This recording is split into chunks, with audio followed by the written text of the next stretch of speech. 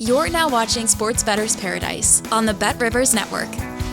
All right, Jimmy Ott and Paul Stone. It's time of that year. Time for the NCAA Tournament picks. Let's get to Thursday's action and start off with Kansas and Arkansas. So a couple of traditional powers here, and the Kansas Jayhawks favored by 4.5. Preseason number one. It's been a disappointing season, but they are dangerous. They are a capable team. And now Arkansas. And the interesting thing about once Boogie Fland went out with that injury, Arkansas started to rally. John L. Davis, the Florida Atlantic transfer, took more of a prominent role, and they did enough to get in from the SEC. 14 teams in all from the SEC. We talked about expect that, how they were handling that last week of the regular season in the SEC tournament. All those bubble teams were winning left and right. Paul, you're looking at the Razorbacks here, plus 4.5. They're talking about bringing Fland back. Does that concern you about upsetting with the momentum that they have going on right now? Well, I tell you, it really doesn't. I mean, it could be a factor, no question about it. But I mean, Boogie Fland, before he became injured, and he hasn't played since way back on January 18th due to a hand injury. But this guy, a true freshman from the Bronx, New York, leading the Razorbacks in several key statistical categories at the time of his injury. He was averaging 15.1 points per game, 5.7 assists. 3.4 rebounds and 1.5 steals. So, there's always that concern about kind of upsetting the chemistry. But I think a player of that caliber, if used correctly, and, John Calipari has a little experience. So I think they'll integrate him into the lineup, and it will just add to their momentum. Kansas, as you mentioned, they began the year as the preseason number one. To say the least, the 24-25 campaign has been a disappointment to date, but they certainly are capable. But they come off a Big 12 campaign where they kind of spit and sputtered throughout, only went 11-9. In the conference. The low light, certainly the 91-57 historic loss at BYU in mid-February. Then in the Big 12 tournament, a little bit concerning to me, the fact that in their backyard in Kansas City, they need overtime to defeat UCF, kind of a middling UCF team, 98-94. Much like some of the teams in their conference, Georgia and Texas, for instance, the Razorbacks certainly needed a late season push to be one of those 14 teams from the SEC to make the tournament. But they won 7 of their final 11 regular season games, did much of that damage without their top 2 scorers. Not only Boogie Fland was out, but maybe certainly their best big man and a guy who really impacts their defense, Adu Thero. He has been out and missed time, and he won't play against Kansas, so he might not play in the tournament at all. So that would be a big absence. But as you indicated, they've played well. They've kind of made their hay without Fland and Thero. Now they're getting Fland back. We'll see how that works out. I think they got a chance to win this game. I had this closer to about a 3-point spread, getting 4.5. I'll take the Hogs over the Hawks, plus 4.5. All right, so Hogs catching 4.5 against Kansas, and it's kind of that Kansas, boy. It's just tough to put your money on them right now. Don't forget during the NCAA tournament, March Mania 64K bonus bet giveaway available at Bet Rivers. Check it out right now. You want to take part in that? Go to the Bet Rivers app at betrivers.com for more details. Let's go. Rick Pitino makes it a record. 6th team that he has taken to the tournament. Boston U. Providence was at the 87 Final Four when Providence, he and Billy Donovan went down there and lost in the semifinals to Syracuse. Of course, the 2 Kentucky schools, Kentucky and Louisville, Iona, and now St. John's.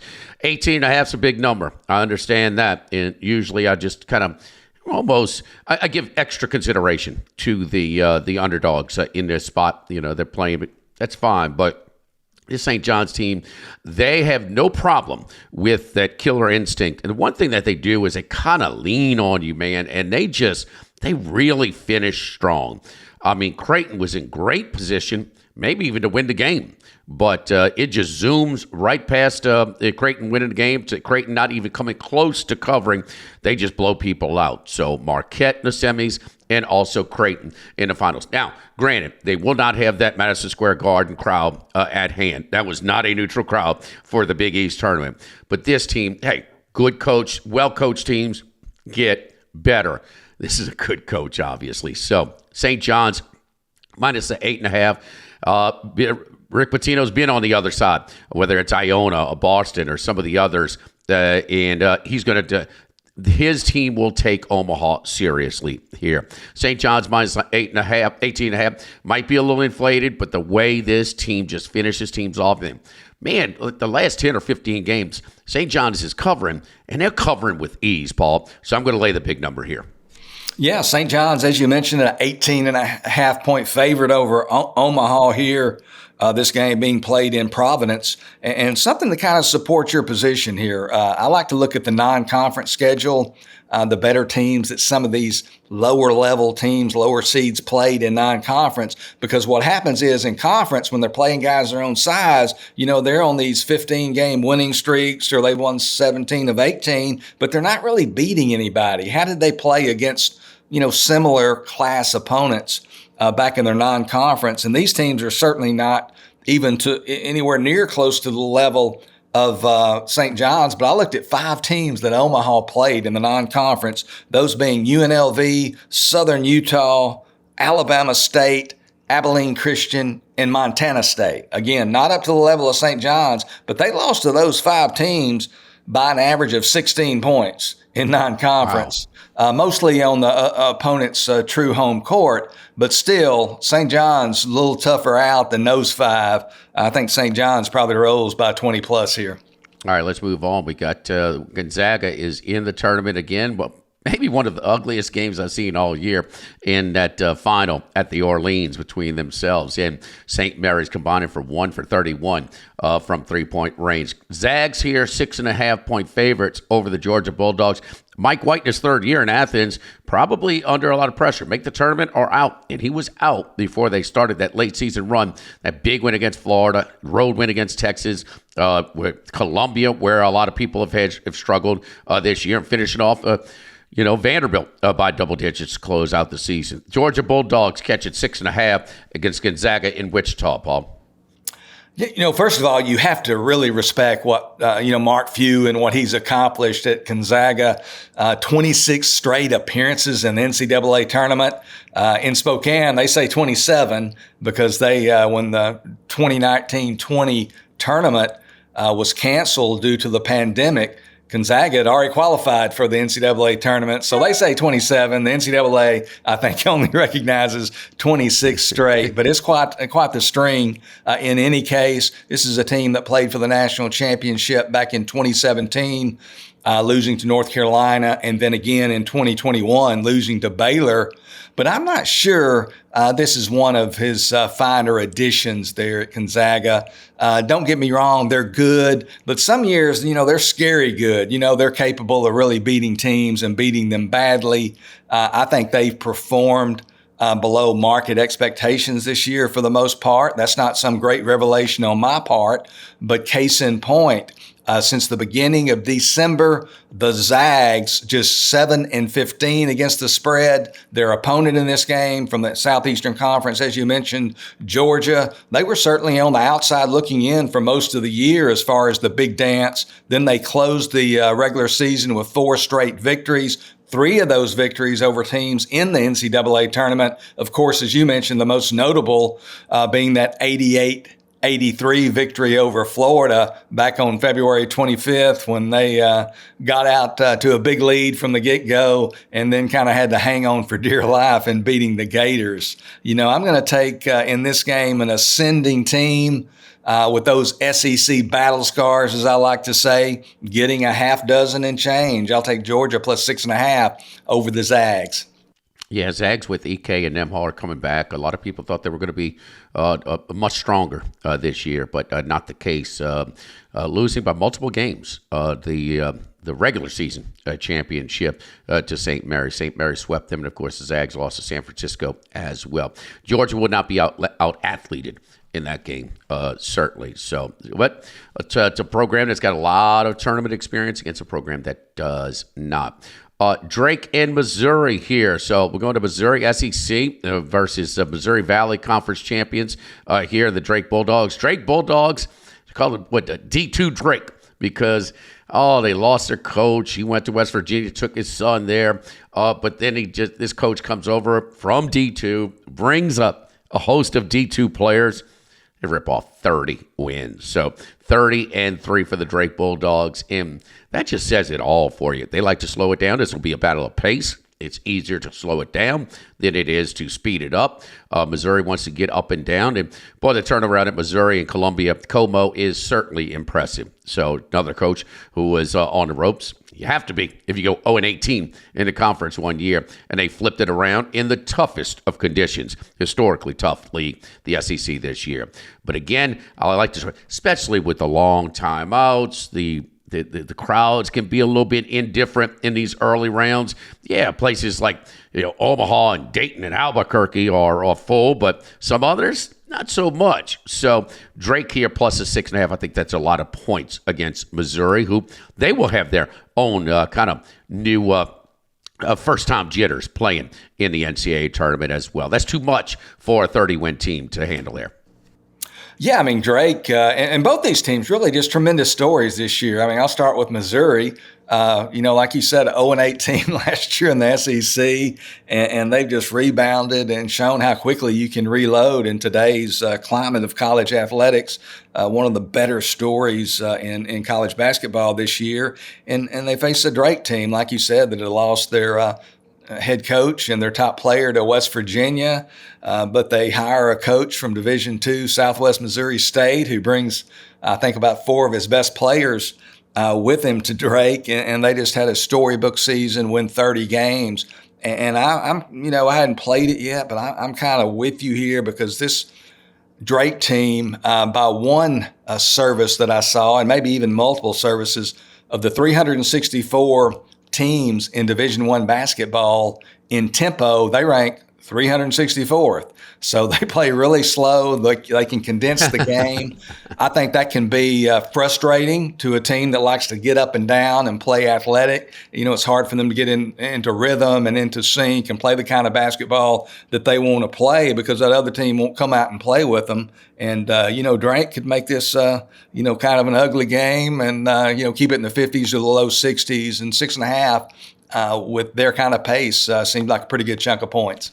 364 out of 364, a bit extreme. And isn't that funny how in the Missouri Valley Conference, even over the years, last 10 years or so, the names of the teams, the members have changed. Creighton's gone, some others have gone. And man, that pace is kind of a grinding pace. And that's kind of an old angle for the Missouri Valley Conference tournament. And they play theirs a week early. They're always prominently featured. The final on network TV on CBS on that Sunday. The week before Selection Sunday, and they just grinded out unders. And look, those unders are small, but they continue to hit in that Missouri Valley Conference. Yeah, 364 out of 364. They're playing at pace, and they're winning 30 out of 33 games in the process. Double barrel pick for us to close out the Thursday, and this one kind of jumped out me. This is my first pick on the board. Paul has it as well.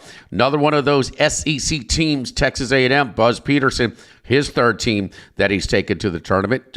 Others, he got to the Sweet 16 at Marquette, at Virginia Tech, now at Texas A&M. They're going to Denver here, and, Yale is not exactly a newcomer to this tournament. Of course, it was Auburn last year, the number 1 overall seed last year.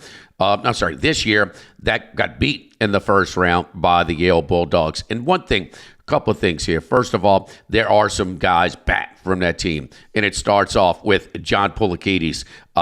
He had 28 last year in that win against Auburn. Guys like Berg and Townsend are back as well. Wolf, they lost him to Michigan. So the coach is familiar as well. When you look at Poulikides this season, he did have 25 in the conference final against Cornell, but he shoots over 40% from three-point range. He is dangerous. Kind of having all those jitters as a program, the key players, as a coach, it makes, and this is also a Texas A&M team that man, they look good sometimes, and then they're one of those teams that can kind of go through those scoring droughts. 7.5 points for Texas A&M could be a little steep here. And the other thing is my eyeballs. Watching Yale, that's not a team that lacks is void of any type of athleticism as well. They got a couple of guys on that team that could play. So all of that put together, I think Yale plus 7.5 is mine, Paul. You like them as well? I do, and I'll say, first of all, Jimmy, this game to me kind of encapsulates what the NCAA tournament is all about. You've got a team from the Ivy League, Yale, known more as an academic conference than an athletic conference, playing a team from the mighty Southeastern Conference with all the resources in the world in Texas A&M. Yale's in the NCAA tournament, as you mentioned, for the second straight season, and also, as you mentioned, last year, upset Auburn 78-76 in the opening round of the tournament as a 13.5-point underdog. This year they draw, again, another SEC team in Texas A&M, only getting 7.5 points here. But as you mentioned, this is an A&M team that struggles at times offensively to find scores. They rely heavily on Wade Taylor IV, and if he's off, it is they've got question marks offensively. They are a relentless rebounding team, both offensively and defensively, though, are the Aggies. So that could be problematic for Yale without question. But I like this Yale team getting these points.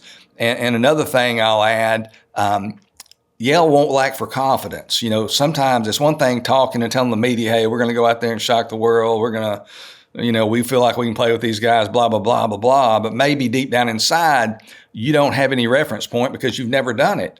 Yale has done it. They did it this time last year, so they're going to be highly confident that they can do it again. They shoot the three-pointer. They're among the national leaders team-wise in three-point percentage in the top 10 at 38.5%.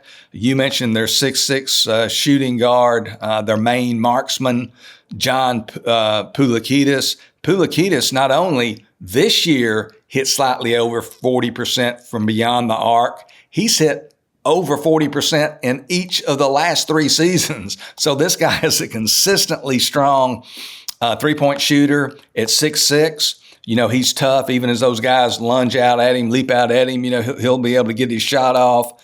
And in last year's game, the season high, 28 points for Poulikitis, 10 of 15 from the field, and 6 of 9 from beyond the arc against the Tigers last year. I think he'll need maybe not quite that outstanding of an effort against the Aggies, but he'll need a similar type effort to lead Yale to victory here, or at least get them the cover. About a month ago, and I don't think I was alone, but about a month ago, I thought the Aggies were a dark horse contender to make the Final Four. Not so much now. They've kind of limped in down the stretch. They've lost 5 of their last 7 games. I think this game could go down to the wire. Like you, Jimmy, I'll take Yale plus 7.5 over Texas A&M. All right, so there's a Thursday pick. So we'll be back with the Friday picks later on in the week. So finishing off with a double barrel play. For Paul Stone, I'm Jimmy Ott here in the Sports Bettor's Paradise on the Bet Rivers Network.